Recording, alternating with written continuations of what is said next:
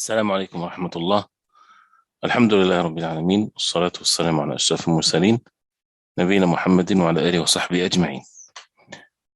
إن شاء الله نأخذ هذه الليلة آية واحدة من سورة الحديد. Sorry, I'm speaking Arabic. إن شاء الله we'll go through one verse in سورة الحديد إن شاء الله. So one verse number 20, verse number 20 in سورة الحديد. Only one verse إن شاء الله. Only one verse number 20 from Surah Al-Hadid. And we ask Allah subhanahu wa ta'ala to give us the pure hearts that can comprehend and act upon the Quran. One verse, it's a life-changing verse. And this is how the Sahaba radiallahu anhum, whenever the Quran was recited unto them, they received it as, which is the fact that it's messages from Allah subhanahu wa ta'ala, from the creator of the heavens and the earth.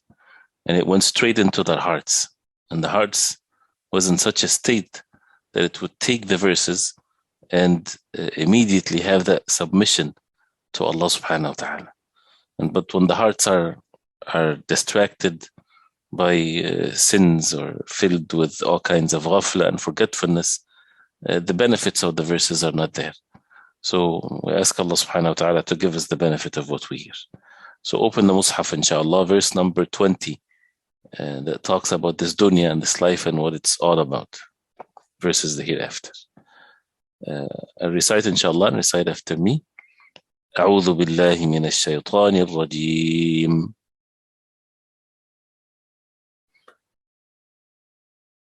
اعلموا أنما الحياة الدنيا لعب ولهو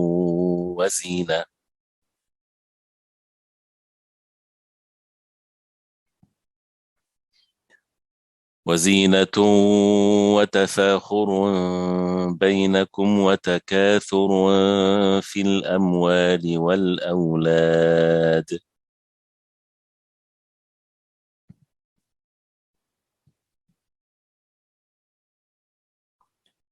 كمثل غيث أعجب الكفار نباته ثم يهيج فتراه مصفرا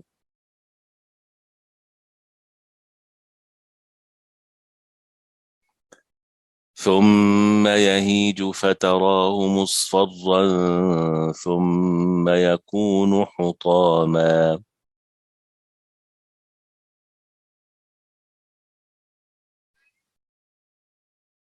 وفي الآخرة عذاب شديد ومغفرة من الله ورضوان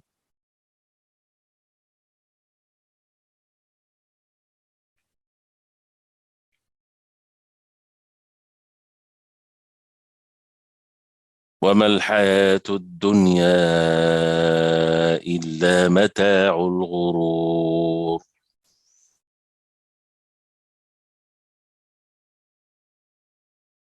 Here اعلموا the mad for the 5 counts. أنما نون with شدة takes 2 counts.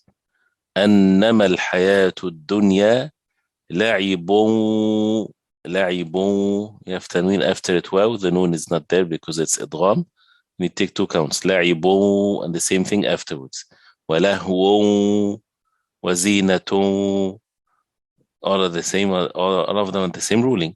وتفاخر بينكم, tanween after it باء, that's إقلاب, you see the meme.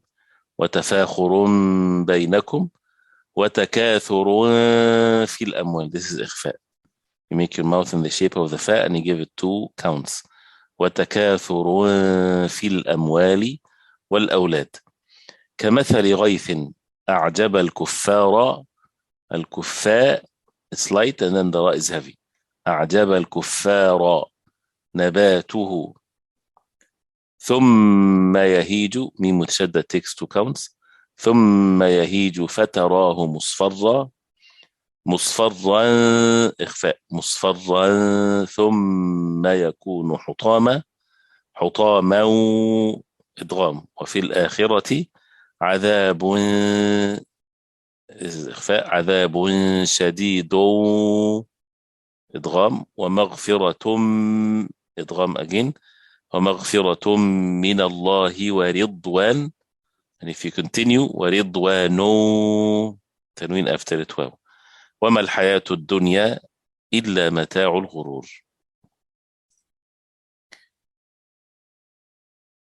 This ayah, Allah subhanahu wa ta'ala is saying something to, as Ibn Kathir rahimahullah, he said, مُهِنًا أَمْرَ الْحَيَاةِ الدُّنْيا, to belittle this worldly life, that we make it so great in our hearts. So the creator of this life is putting this dunya in its right perspective. He's the one that created this life and the one that created the hereafter. So وَلَا يُنَبِّئُكَ مِثْلُ خَبِيرٍ. No one is going to inform you better than Allah subhanahu wa ta'ala, the one that is well acquainted, the creator of the heavens and the earth, of what this life is all about and what the hereafter is all about. So to exalt what Allah subhanahu wa ta'ala exalt, and to belittle what Allah subhanahu wa ta'ala belittle, this is part of al-iman or faith. So the faith is not just to do certain actions and so on, but also the value of things. We value what Allah subhanahu wa ta'ala values, and we belittle what Allah subhanahu wa ta'ala belittle, and we put things in the right perspective. And belittling the dunya, it means certain things, right? It means that people take the means, yes, in this dunya, and they enjoy their life in this life, all of this, but in their hearts, right? If you talk about this life versus the hereafter, this life is nothing compared to the hereafter. So you take the means in this life for you to, as a provision for the hereafter. And again, to understand what Allah subhanahu wa ta'ala mentioned about this dunya. So, i'lamu, have the knowledge with certainty. So this is the reality of this life and what's in it, and the objectives of it, and the objective and the goals of its people. What is this life is all about? لعب ولهو, 5 things. You see here in the translation. I'll read the translation first. Know that the life of this world is 1, play and amusement, pomp and mutual boasting among you, and rivalry in respect of wealth and children, as the likeness of vegetation after rain. Thereof the growth is pleasing to the tiller. Afterwards it dries up, and you see it turning yellow. Then it becomes straw. But in the hereafter there is a severe torment, and forgiveness from Allah, and good pleasure. Whereas the life of this world is only a deceiving enjoyment. So i'lamu, have the knowledge. The fact that this life is what?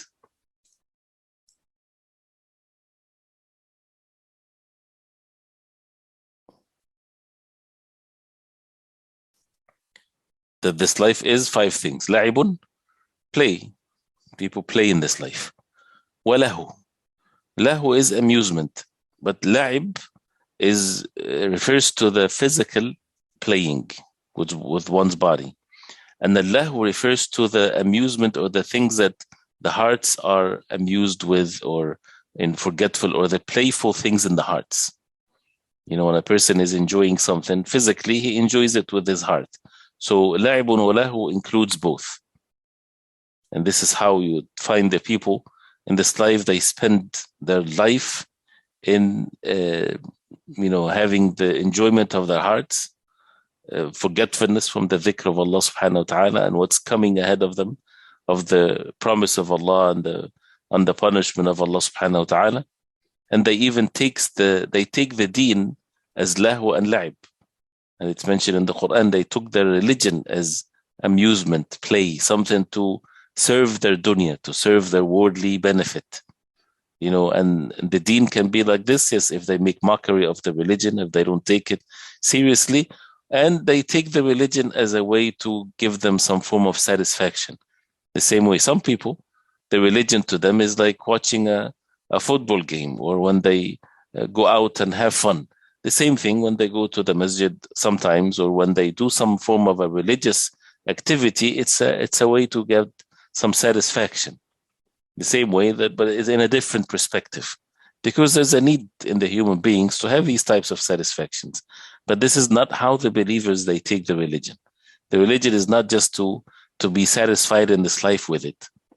right? But this is the way of life. This is what we're created for, to submit ourselves to Allah subhanahu wa ta'ala. So اعلموا أنما الحياة الدنيا لاعب ولهو وزينة. Zina, adornment, the things that when you look at it, it pleases you, right? It pleases you when you look at it. Zina in one's clothing, in one's even food and drink, and in transportations, and buildings and houses. All of that is means of adornment. And the zina is usually, and it's mentioned in the Quran in so many places, it's not really the core of things. It's only the outside appearance that people so much indulged in. And, this is, but basically this is what the reality of this life is. And they will even see the core and the reality of this life.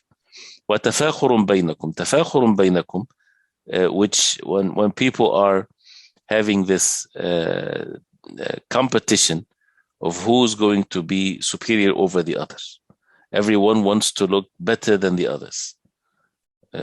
So if he wears clothing, he's not just wearing it for to cover his aura, to be warm from the cold weather and things like this, and also to have decency when he's wearing and things like this. No, he wants to look better than others. So, and that's why people compete over this. It's a way to step over others. وَتَفَاخُرٌ بَيْنَكُمْ. And the same thing with anything that a person owns. And the fifth thing, وَتَكَاثُرٌ فِي الْأَمْوَالِ وَالْأَوْلَادِ. تَكَاثُرٌ. أَلْهَاكُمُ التَّكَاثُرُ, to increase, to keep on increasing and competing with increasing one's wealth and offsprings. That he has more wealth than others, that he has bigger family than others, and so on. This is what this life is, or the lives of the people are upon this. These five things: لَعِبٌ وَلَهُ, playing, things of amusement; zina, adorning oneself from the outside appearance of things; وَتَفَاخُرٌ بَيْنَكُمْ, having this competition of who's superior over the other; وَتَكَاثُرٌ فِي الْأَمْوَالِ وَالْأَوْلَادِ, and increasing in one's wealth and offsprings. And that's different, as Imam al-Sa'di rahimahullah, he said, that's different than those who knew the reality of this life. And they took this life as a passage and a bridge to the everlasting one. They didn't take this life as the final abode, because people, they live this life as if they will live on it forever. So instead, the believers, they competed in what get them closer to Allah. And they took the means that they have in this life to get them closer to Allah, not further away from Allah. So when they see others are competing with him to have more money and to have more this and that, he would compete with him with the righteous good deeds.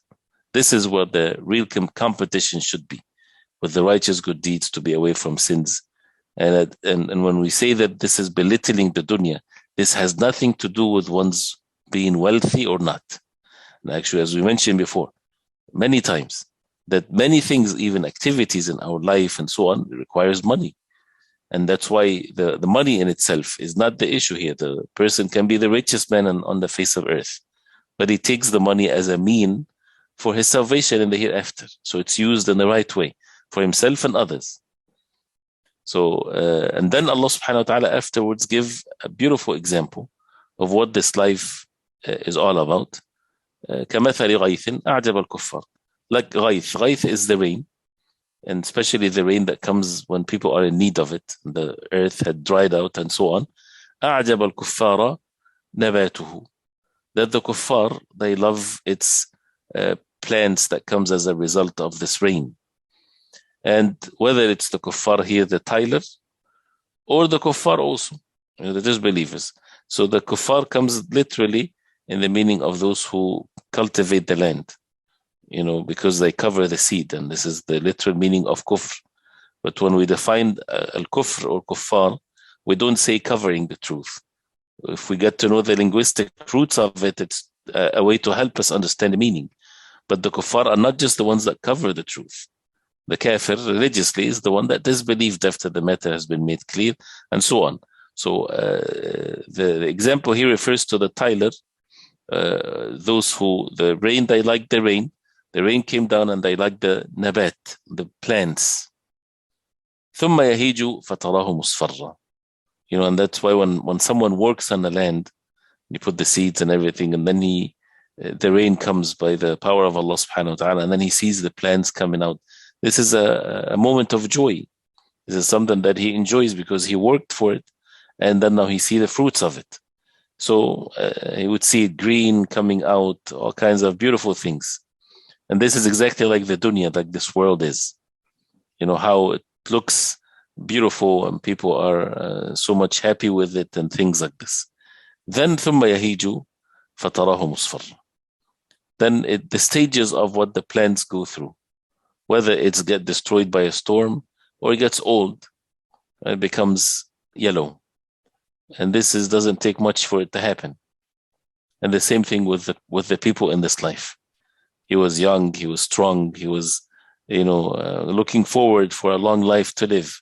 So either death comes in and he dies immediately, or if he lives long, not too long, that he would find himself getting old. And the pleasant feeling and like the green land or the green plants that used to look very pleasant becomes old, and then a person loses this brightness and this young look after years, not after centuries, it's after years only. ثم يهيج فتراه مصفرا ثم يكون حطاما. Then it's destroyed at the end. The cycle of the plants is the same cycle of the human beings. For people to reflect when they see the plants, and this is the difference between a heart that is alive. And then that's why when we said we need hearts that can receive these verses and look at the signs of Allah subhanahu wa ta'ala with our hearts, not with our own eyes. So people see the plants, they see the change of the season.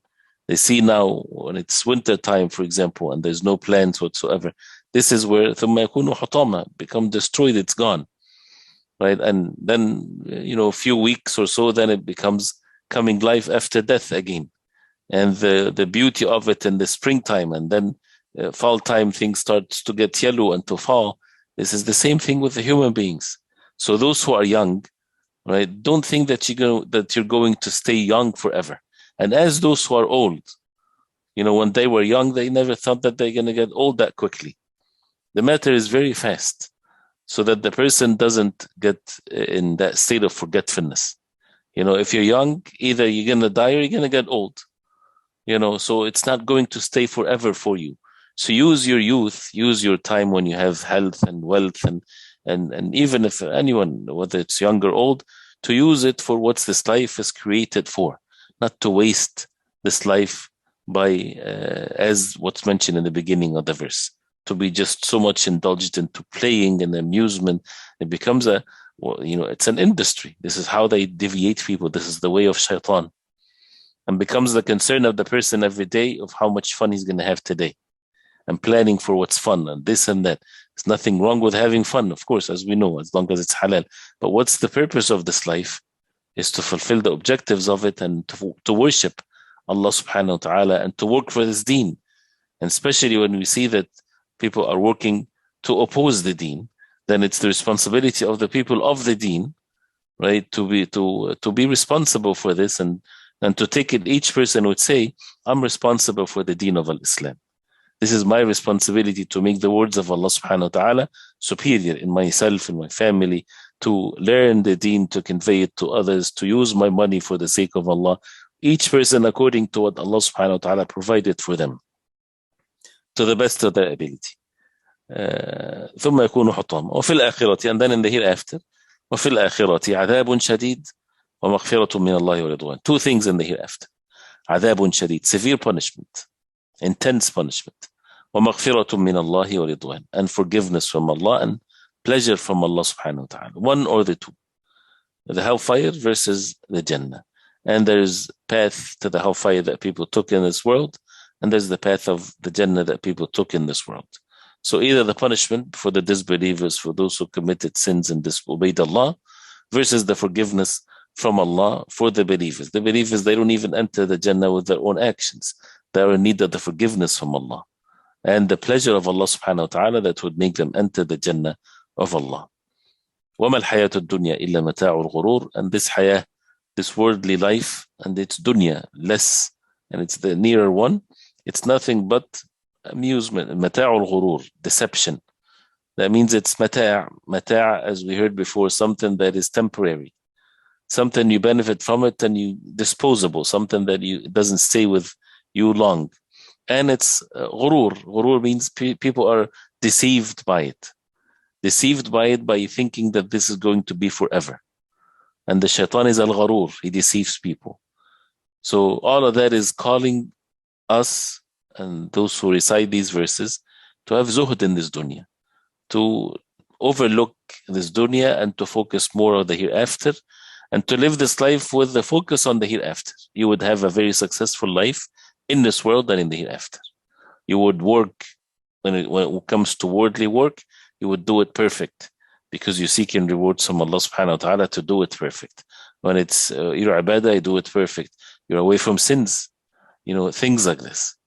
And this is, such a great verse that needs to be always repeated in our hearts. And that's related to the next verse. One verse leads to the other. And this is how the person purify himself.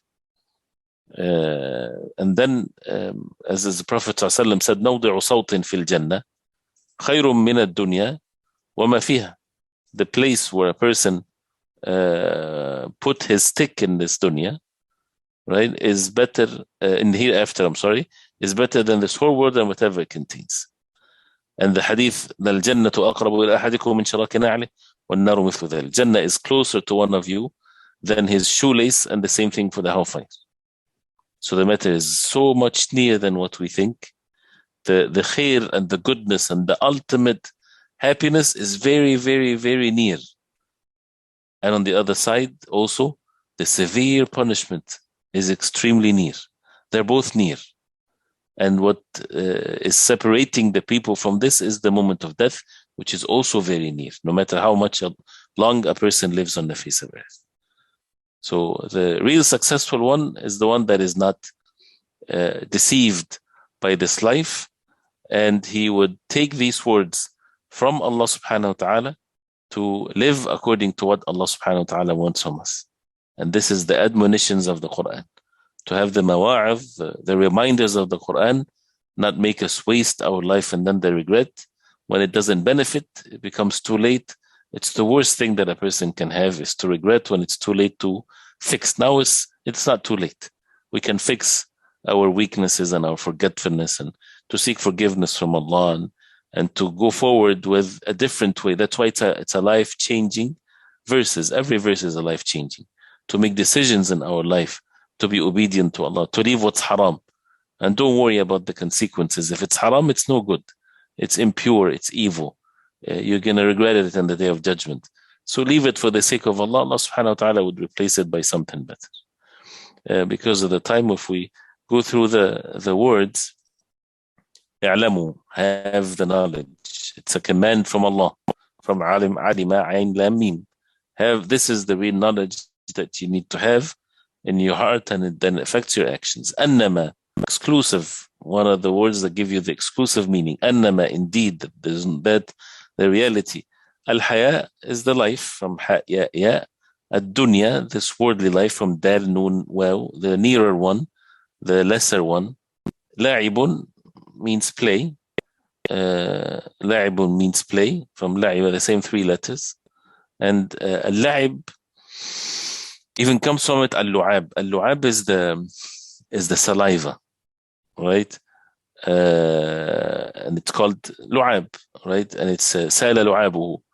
That means, and that's, the al-la'ib is something that when a person play so much, and this is when people are playing in general, or the place of where people, when they play, when a child may be playing and he drew or something like this. So this is al-la'ib, is to physically play. Wallahu is amusement, from the same three letters. And lahu, whether it's amusement or sports or whatever there is that is enjoying, right? And it's in itself, again, as we said, it's not haram as long as it's does not take the person away from the deen of Allah subhanahu wa ta'ala. And there is lahu mubah, there is permissible lahu versus what's haram. نعم. And as we know that ومن الناس من يشتري لهو الحديث ليضل عن سبيل الله. Some of the people, when they purchase لهو الحديث, which is الغناء, singing and the like of this. وزينة, adornment, from zain ya noon, and adornment is what's the outside appearance only, not the core of things. And everything has its zina, of course, and the zina, the real zina, is one's knowledge, is the one's belief, and so on. But also nothing wrong with having a physical zina, but it's not to be attached to the physical zina and overlooking the real things of things. And that is mentioned in the Quran many times. And also the dunya was zayyanat وظن أهلها أنهم قادرون عليها. The dunya becomes adorned into the eyes of the people, then in a way that it's not really its real shape and form. It's been exaggerated, right? وزينة وتفاخر is boasting, or so, from fa kha ra. Al-fakhr is to have so much pride in something over other people that you want to be the best in whatever things that you have. And this is إنسان Allah لا يحب من كان مختالا فخورا. Allah subhanahu wa ta'ala does not love the one that is fakhura. That means he wants to be, it's arrogance that makes the person wants to be higher than others, more superior than others, to put down others. And it's not that the fact that every human being wants to be the best in whatever field he's in, and he should, but with humbleness in his heart, and not with arrogance, and not looking down at people and things like this. وَتَفَاخُرٌ بَيْنَكُمْ, among you, one another. تكاثر, competition and increase, from كاف ثاء راء. وتكاثر في الأموال, أموال, plural of مال, from ميم واو لام. والأولاد, from ولد, any offsprings. كمثل, and the example is the like. غيث, الغيث is the rain, the same three letters. أعجب, pleases, from عين جين جيم باء. الكفار, the tilers, from كاف فاء راء. And it also refers to the disbelievers. نباته, its growth, from noon ba ta. And nabat, or nabt, is what comes out from the trees or from the plants and so on. ثم يهيج, يهيج, dries, right, from the word ha ya jim. And this is basically what it means, that it dries. فتراه, then you would see it, from ra alif ya, مصفرة, turning yellow, from صاد فاء راء. ثم, then يكون حطاما, then it becomes حطاما, debris, from حاء طاء ميم. الحطمة is one of the names of the hellfire. It destroys, it destruction. حطامة. وفي الآخرة, and in the hereafter, الآخرة, from ألف خاء راء. عذاب شديد, from شين دال دال, intense. ومغفرة, from غفرة, forgiveness, من Allah, from Allah subhanahu wa ta'ala. ورضوان, from راء ضاد واو, and pleasure from Allah. And ridwan is a pronoun here, that means it's going to be forever established. رضي الله عنهم ورضوا عنه. وما الحياة الدنيا, and this حياة, nothing but, negating, and then exception, which gives the exclusive meaning of this life. إلا, except, متاع الغرور. متاع, enjoyment, temporary enjoyment. الغرور, which is the deception, from غين راء راء. And the person is giving such a valuable thing for something very cheap in return. That's basically al-gharar or al-ghurur. So we ask Allah subhanahu wa ta'ala to give us the ability of this and to make us benefit from what we heard. If you have any questions, please go ahead. What is the correlation between the surah name and its objectives? The objectives of the surah, some of the ulama, they would, try to explain this. And it's okay to reflect upon this and to ponder over it, but it's not something that a person has to find something that is in every verse in the surah, for example, relates to what's the name is. But the names of the surah, sometimes it's mentioned because of the word is mentioned in that surah, and it's known to be because, like Al-Hadid, for example, the Al-Hadid is mentioned in the surah, right? So this is why it's called Al-Hadid. Can that also have an effect or something that we can relate more things to it? Yes, I mean it's something, but it's without having takalluf or extreme way of twisting the verses to make it all related to the meaning or to the title of the surah. But the hadith, as mentioned in the surah, as a way to test, Allah subhanahu wa ta'ala is testing people with this creation, who would give victory to the deen of Allah versus those who use something powerful like Al-Hadid or the iron for opposing the deen of Allah. And one of which is, you can also relate it to every verse, like Surah, this verse that we just talked about today. Al-Hadid is part of what people have in this life.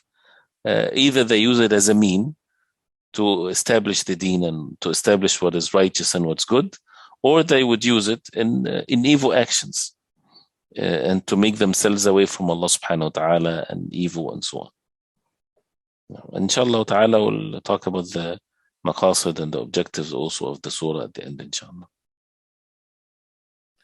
طيب, barakallahu fikum. Inshallah, we'll continue next time. And don't forget to memorize this ayah, inshallah. وصلى الله وسلم وبارك على محمد وصحبه وسلم والسلام عليكم ورحمة الله.